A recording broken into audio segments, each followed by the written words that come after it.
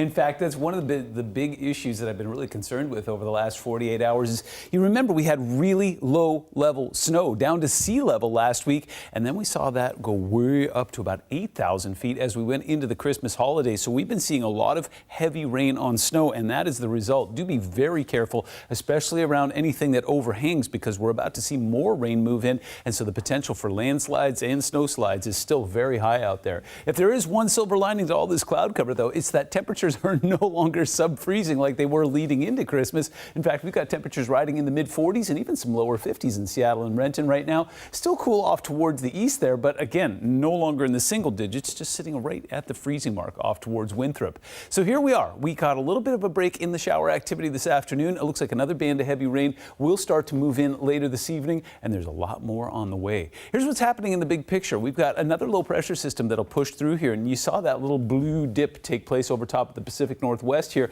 Again, it's not going to get particularly cold for us, but what will happen is the gradients will tighten up. That's a really fancy way of saying when you see these lines kind of pushed or shoved together, that's when you know it's going to be windy. And looking at the forecast models, it looks like it's going to gust up in a big kind of way again tomorrow with more heavy rain on top of it. As it stands right now, we're seeing some very solid zonal flow, but not in a direction that we're used to. We're seeing some very strong offshore winds right now, at least along the coast, where they're getting up to about 25 miles an hour. Now, here's what happens as the frontal boundary and the low pressure system move through. We're going to see some convergence again in a place we don't normally see it, down towards Hoquiam. This is 11 o'clock tonight. Again, breezy, not gusty. We can handle that. It's tomorrow we're keeping an eye on. So this is 7 a.m. Looks like through most of the night tonight, again, not too bad. But then as that comes in from the north and west there, remember, flow around the low is always counterclockwise. So those winds will come up from the south and southwest. Gets gusty along the coast up to about 45 miles an hour, and you're already seeing some gusts up to about 30 and even into the 40-mile-an-hour range towards Tacoma.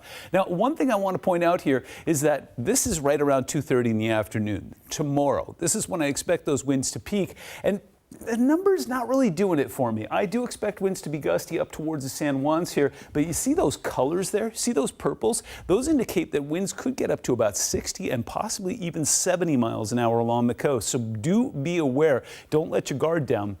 There's the potential for some very gusty, almost hurricane force winds out there. And if you didn't secure the patio furniture last night, you're definitely going to want to do it again tonight. Now, as the low gets a little bit closer, we start to see more of that zonal flow. Again, a fancy way of saying just directly in from the west. But as it curves around the southern portion of the Olympics there, I do expect a little bit of whipping to take place there that will get gusts up into the mid-40s near Shelton and possibly up towards the Strait of Juan de Fuca. You see, again, more purples up there. So even though it says 19, I'm not buying it. I do expect winds to get up to about 50, 60 miles an hour there. Even tomorrow night, it will remain breezy. This is 11:30 tomorrow night. We're still seeing gusts in excess of 30 miles an hour. So it's not going to be one of those things where it gets windy and then calms down quickly. It's going to last for about a good 12 to 14 hours. Live look from Snoqualmie and Stevens Pass, where again, it's a bit dicey up there. In fact, we've got some fog happening up towards there, but it looks like for the time being, temperatures will support it staying as rain up there versus snow. Later in the week, it will get colder, and we're going to be tracking a whole lot more rain, but in the meantime, we've got some wind to deal with. We'll be right back.